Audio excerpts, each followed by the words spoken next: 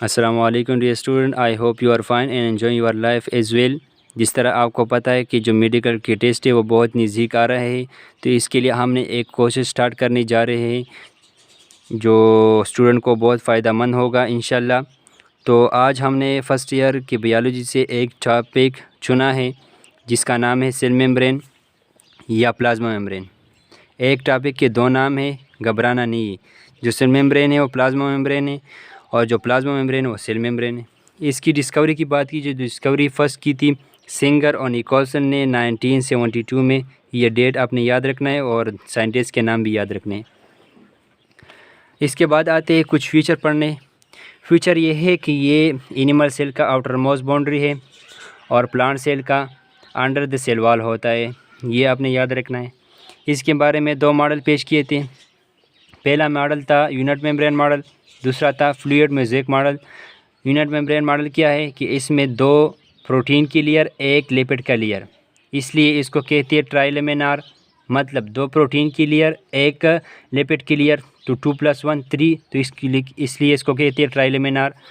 Fluid mosaic model क्या होता है? फ्लूइड मोज़ेक मॉडल का इसकी जो ये फ्लूइड मोज़ेक मॉडल में जो टाइटल है इसके बारे में डिस्कस करते हैं कि फ्लूइड का क्या मतलब है, लिक्विड लाइक सब्सटेंस, और मोज़ेक का मतलब है इरेगुलर स्ट्रक्चर, और मॉडल का मतलब है पैटर्न। इसके बारे में आते हैं ये क्या होता है कि इसमें दो लेयर लिपिड के होते हैं, एक लेयर प्रोटीन का होता है, इसलिए इसको कहते हैं लिपिड बाइलेयर, मतलब लिपिड की दो लेयर। इसकी कंपोजिशन की बात करें, कंपोजिशन में पहले प्रोटीन आता है, लिपिड आता है और कार्बोहाइड्रेट आता है। तो प्रोटीन सबसे ज़्यादा होता है, 60 से लेकर 80% तक होता है, और लिपिड 20 से लेकर 40% तक होता है, और कार्बोहाइड्रेट 2 से लेकर 10% तक होता है। तो ईटा का एमसीक्यूज़ होता है कि सेल मेम्ब्रेन में सबसे ज़्यादा किससे मिलकर बना होता है या प्लाज्मा मेम्ब्रेन किससे मिलकर बना होता है। तो आपने टिक करना है प्रोटीन को, सेकंड करना है लिपिड को, थर्ड करना है कार्बोहाइड्रेट को। जो प्रोटीन होता है वो स्पेशल प्रोटीन होता है, इसको हम स्पेशल नाम देते हैं। लिपिड होता है स्पेशल लिपिड होते हैं जिसको हम स्पेशल नाम देते हैं।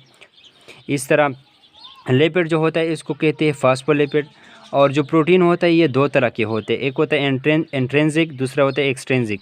इंट्रिंसिक का दूसरा नाम है पेरिफेरल, तीसरा नाम है इंटीग्रल। एक्सट्रिंसिक का दूसरा नाम है surface protein, non intrinsic protein. जो एक्सट्रिंसिक प्रोटीन होता है वो स्पेसिफिक होता है हर सब्सटेंस की। लेट्स सपोज H2O के लिए जो एक्सट्रिंसिक प्रोटीन है वो क्या है? एक्वापोरन। एक्वापोरन क्या करता है? ट्रांसपोर्ट करता है H2O को।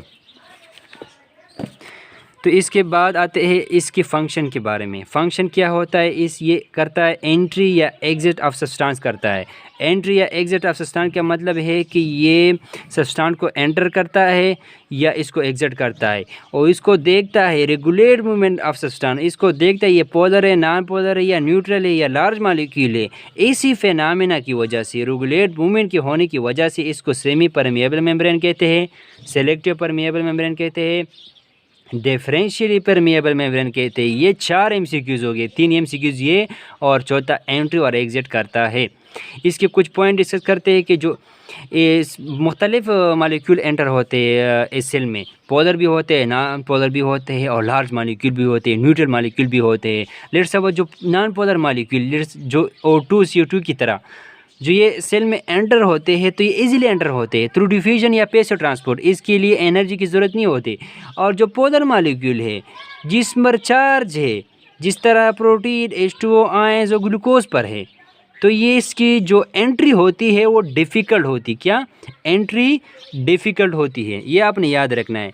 इसके अलावा जो थर्ड टाइप ऑफ मॉलिक्यूल है वो लार्ज मॉलिक्यूल। लार्ज मॉलिक्यूल के लिए सेल मेम्ब्रेन एक स्पेशल फेनामेना इख्तियार कर लेता है जिसको कहते हैं एंडोसाइटोसिस या एक्सोसाइटोसिस। एंडोसाइटोसिस का मतलब क्या है कि ये सेल के अंदर ये सब्सटेंस आ रहे हैं।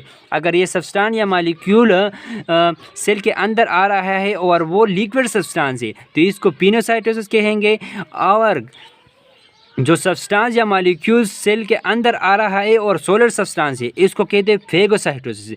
पिनोसाइटोसिस को कहते हैं, दूसरा नाम है ड्रिंक ऑफ द सेल भी ड्रिंक ऑफ द सेल भी कहते हैं। और फेगोसाइटोसिस का दूसरा नाम है ईटिंग ऑफ द सेल। ये आपने याद रखेंगे, 2-4 एमसीक्यूज यहाँ पर हो गए। एक्सोसाइटोसिस का मतलब है ये आउटसाइड द सेल, मतलब ये सब्सटेंस को एग्जिट करता है, आउटसाइड सेल से बाहर भेजता है, जिसका एग्जांपल है हमारे पास न्यूरोट्रांसमीटर, जो आप सेकंड ईयर के बायोलॉजी में पढ़ेंगे इंशाल्लाह। एंडोसाइटोसिस प्लस एक्सोसाइटोसिस को साइटोसिस भी कहते हैं, वेस्कुलर ट्रांसपोर्ट भी कहते हैं। ये आपका और एमसीक्यूज हो गया। अब इसकी जो फास्फोलिपिड होता है सेल मेम्ब्रेन में, इसकी स्ट्रक्चर डिस्कस करते हैं। स्ट्रक्चर ये है कि इस फास्फोलिपिड के 2 रीजन होते हैं, head region, tail region. Head इस तरह होता है कि हेड होता है हाइड्रोफिलिक। हाइड्रोफिलिक क्या मतलब है? वाटर लविंग, वाटर से लव करता है, वो लव नहीं जो इस तरह हम कहते हैं। और दूसरा कंपोज्ड ऑफ फास्फेट हेड। इसका जो टेल रीजन है वो हाइड्रोफोबिक होता है, मतलब कंपोज ऑफ फैटी एसिड। मतलब ये है कि ये वाटर हेटिंग होता है। हाइड्रोफोबिक का मतलब क्या है? Water hating. इसके फंक्शन डिस्कस करते हैं। फंक्शन ये इस तरह होता है कि जो इंट्रिंसिक प्रोटीन है, जिसका नाम है दूसरा नाम पेरिफेरल प्रोटीन, जिसका तीसरा नाम है इंटीग्रेटेड प्रोटीन, एक्ट ऐसा करता है, क्या करता है? परमिएस प्रोसेस में मदद देता है। जो नॉन इंटीग्रेटेड प्रोटीन होता है वो जिसका दूसरा नाम है एक्सट्रिंसिक प्रोटीन, सरफेस प्रोटीन तीसरा नाम है, फंक्शन करता है एज अ स्टिमुलेशन। तीसरा फंक्शन क्या है? तीसरा फंक्शन है cover the cytoplasm. Cell membrane या प्लाज्मा मेम्ब्रेन क्या करता है? साइटोप्लाज्म को घेर लेता है।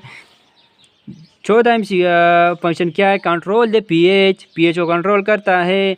एक्सक्रीट वेस्ट सब्सटेंस, जो यूरिया होता है, यूरिक एसिड होता है और एमोनिया होता है, और सेक्रेट करता है एंजाइम को और हार्मोन्स को। आई hope you understand the topic. खुदा हाफिज़।